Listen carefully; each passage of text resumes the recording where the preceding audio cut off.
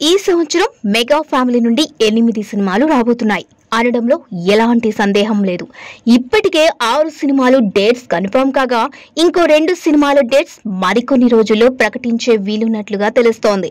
ఇంతకీ ఆ సినిమాలేంటో ఇప్పుడు మనం చూద్దాం.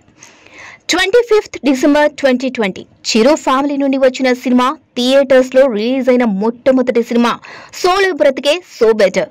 సాయి ధరమ్ తేజ్ అండ్ నభా నటేష్ హీరోయిన్స్ గా నటించారు. పోటీకి ఏ సినిమాలు బరిలో లేకపోవడంతో ఈ సినిమా బాగానే ఆడిందని చెప్పాలి.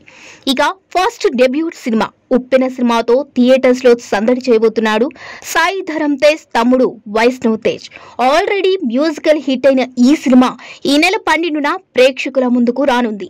ఇక పవర్ స్టార్ పవన్ కళ్యాణ్ నటించిన power pack movie Vakeel Saab ఈ సినిమా ఏప్రిల్ 9న ప్రేక్షకుల ముందుకు రానుంది.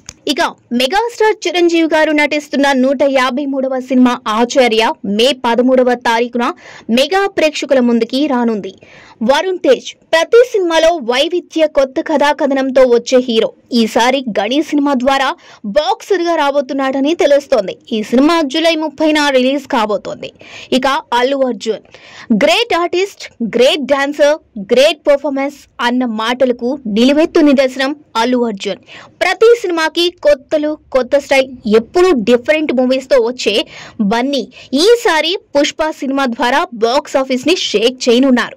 ఈ సినిమా మొత్తం 5 లాంగ్వేజెస్ లో రిలీజ్ కానుంది. ఎప్పుడెప్పుడు అని ఎదురు చూస్తున్న ఫ్యాన్స్ కి షాక్ ఇస్తూ మూవీని ఆగస్టు 13న రిలీజ్ చేస్తున్నట్లుగా పుష్ప టీం అనౌన్స్ చేసింది.